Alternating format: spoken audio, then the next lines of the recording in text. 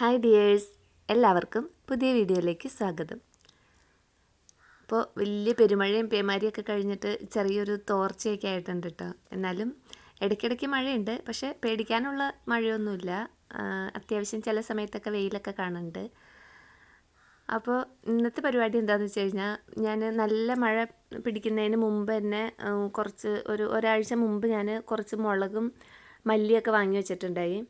അപ്പോൾ ഇത് ഞാൻ മല്ലി മുളകൊക്കെ വാങ്ങിയ സമയത്ത് നല്ല വേനലിൻ്റെ നല്ല ചൂടുള്ള വെയിലുള്ള സമയത്തായിരുന്നു കേട്ടോ. ആ സമയത്തൊക്കെ നന്നായിട്ടൊരു 1-2 വെയിൽ കൊണ്ടാൽ തന്നെ ഇത് ഉണങ്ങി കിട്ടും. ആ പാകത്തിനുള്ള വെയിലുള്ള സമയത്താണ് ഞാനിത് വാങ്ങി വെച്ചത്. പക്ഷേ ഇത് വാങ്ങി വെച്ചതിൻ്റെ പിറ്റേന്ന് തന്നെ പെട്ടെന്ന് ഒരറിവുമില്ലാതെ കാലവർഷം അങ്ങോട്ട് തുടങ്ങിയിട്ട് പിന്നെ ഇതുവരെ മഴ തന്നെ മഴ കേട്ടോ. അപ്പോൾ ഇത് ഞാൻ ആ വാങ്ങി കൊണ്ടുവന്ന അന്ന് നന്നായിട്ട് കഴുകി വാരിയിട്ട് നല്ല വെയിലായിരുന്നു. ആ ഒരു ഉച്ച സമയത്ത് ഞാൻ കൊണ്ടുപോയി ടെറസിന് മുകളിലിട്ടിട്ടുണ്ടായി. അപ്പോൾ അന്നത്തെ വൈകുന്നേരം വരെയുള്ള വെയിൽ ഇത് കൊണ്ടിട്ടുണ്ട്. അപ്പോൾ ചെറിയൊരു ഉണക്കമായിട്ടുണ്ടായുള്ളൂ. പിന്നെ പിറ്റേ ദിവസം മുതൽ മഴയായിരുന്നു കേട്ടോ. അപ്പോൾ ഞാനിത് ഫാനിൻ്റെ അടിയിലും അങ്ങനെയൊക്കെ വച്ചിട്ട് ഇത് പൂത്തു പോകാതിരിക്കാൻ വേണ്ടി അങ്ങനെ കൊണ്ടു നടക്കായിരുന്നു. വെയിൽ തെളിയട്ടെ എന്ന് വിചാരിച്ചിട്ട് ഒരു രക്ഷയില്ല കേട്ടോ. അപ്പോൾ എനിക്ക് മനസ്സിലായി ഇനി വെയിൽ നോക്കിയിരുന്നിട്ട് കാര്യമില്ലെന്ന്. പിന്നെ ഇപ്പോൾ ഇന്നലെ മിനിയാന്നൊക്കെ ആയിട്ട് വെയിൽ വന്നിട്ടുണ്ടെങ്കിലും നന്നായിട്ട് വെയിലൊരു രാവിലെ ഒരു 8:30-9 മണിയൊക്കെ ആകുമ്പോൾ വരുന്നുണ്ട്. പക്ഷേ ഒരു 10 മണി 11 മണിയാകുമ്പോൾ പെട്ടെന്ന് തന്നെ ഒരു മഴയും പെയ്യും കേട്ടോ. അപ്പോൾ ആ വെയിൽ വന്നതിൻ്റെ ആ മഴയോടുകൂടി തീരാണ്. അപ്പോൾ തുണിയൊക്കെ ഉണക്കിയെടുക്കാനാണെങ്കിൽ നമുക്ക് കുഴപ്പമില്ല. നമുക്ക് ഇടയ്ക്ക് വെയിൽ കാണുമ്പോൾ വേഗം കൊണ്ടുപോയിട്ടിട്ട് വേഗം എടുത്തിട്ടൊക്കെ ഓടാം. പക്ഷേ ഇതൊന്നും അങ്ങനെ പറ്റില്ലല്ലോ. ഇത് കൊണ്ടുപോയിട്ടിട്ട് എടുത്തിട്ട് ഓടാൻ പോകുമ്പോഴത്തേനും അതിൻ്റെ ഒരു വശം പിന്നെ നനഞ്ഞിട്ടുണ്ടാവും. അപ്പോൾ പിന്നെ ഇരട്ടി പണിയാവും, ചെയ്തത് അത്രയും വെള്ളത്തിലാവും.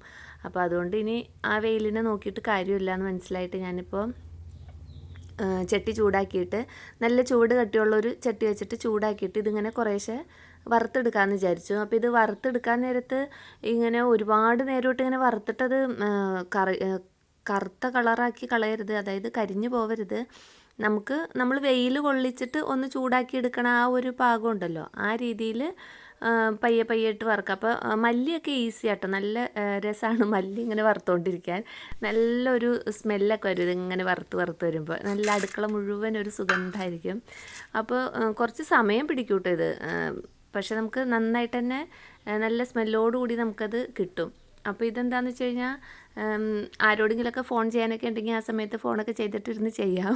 ഞാനിപ്പോൾ എൻ്റെ ഉമ്മച്ചീനെയൊക്കെ വിളിച്ചിട്ട് ഉമ്മച്ചി ഇങ്ങോട്ട് വിളിച്ചായിരുന്നു. അപ്പോൾ ആ സമയത്തൊക്കെയാണ് ഞാനിത് ചെയ്തുകൊണ്ടിരിക്കുന്നത്. അങ്ങനെ മല്ലി പയ്യെ വറുത്ത് പല ട്രിപ്പായിട്ട് വറുത്ത് ഞാൻ ചൂടാറാനായിട്ട് വലിയൊരു താലത്തിലേക്ക് ഇട്ടിട്ടുണ്ട്. പിന്നെ മുളകാട്ട് വറുത്തത്. മുളക് വറുത്ത സമയത്ത് എനിക്ക് നല്ല പണി കിട്ടി.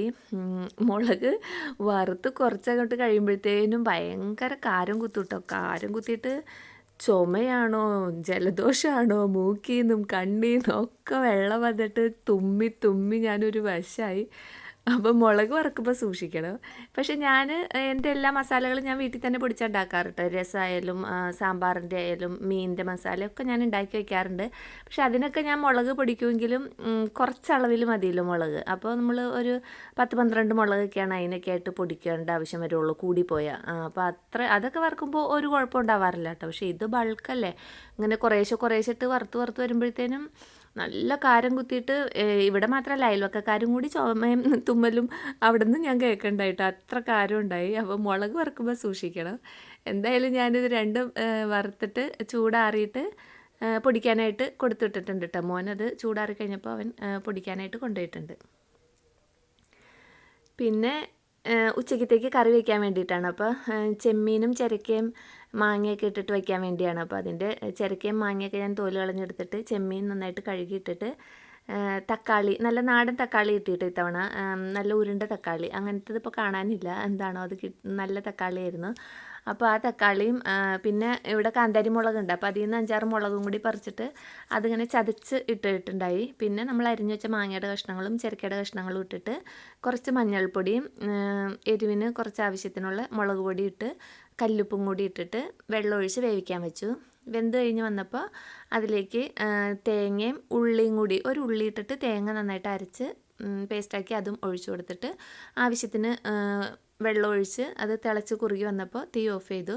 പിന്നെ കടുക് വറുത്ത് ഉള്ളിയും അരിഞ്ഞ് താളിച്ചിട്ടുണ്ട്. വേപ്പിലയും കടുകും ഉള്ളി അരിഞ്ഞതും കൂടി താളിച്ച് ഒഴിച്ചിട്ട് മൂടി വെച്ചു. കുറച്ച് സമയം കഴിഞ്ഞ് തുറന്നിട്ട് നമ്മൾ താളിച്ചതൊന്ന് ഇളക്കി കൂട്ടിയെടുത്താൽ ഈ കറി ഇതുപോലെ ഇരിക്കും കേട്ടോ. നല്ല അടിപൊളി കറിയാണ്. ഈ മഴക്കാലത്ത് വയറ് നിറച്ച് ചോറുണ്ണാനായിട്ട് വേറെ ഒരു കറിയുടെ ആവശ്യമില്ല കേട്ടോ. നല്ല സ്മെല്ലുള്ള നല്ല സൂപ്പർ കറിയാണ്. എല്ലാവരും വയ്ക്കണതായിരിക്കും. പക്ഷേ ഈ മഴക്കാലത്ത് ഇതൊക്കെ വയ്ക്കുമ്പോൾ നമ്മുടെ അടുക്കള മുഴുവൻ നല്ലൊരു സുഗന്ധവും നമുക്ക് പെട്ടെന്ന് വിശപ്പ് വരും കേട്ടോ ഇങ്ങനത്തെ കറികളൊക്കെ ഉണ്ടെങ്കിൽ. പിന്നെ ഞാൻ ഇതിൻ്റെ കൂടെ പപ്പടമാണ് വറുത്തത്. പിന്നെ വേറെ കറികളൊന്നും ഉണ്ടാക്കിയില്ല. അപ്പോൾ ഇന്നത്തെ ലഞ്ച് അതൊക്കെയായിരുന്നു കേട്ടോ. പിന്നെ ഇതിപ്പോൾ വൈകുന്നേരം ആയപ്പോൾ മോന് രാവിലെ പൊടിക്കാൻ കൊടുത്തത് നമ്മുടെ മുളകും മല്ലിയൊക്കെ പൊടിച്ച് റെഡിയായി കിട്ടിയിട്ടുണ്ട്.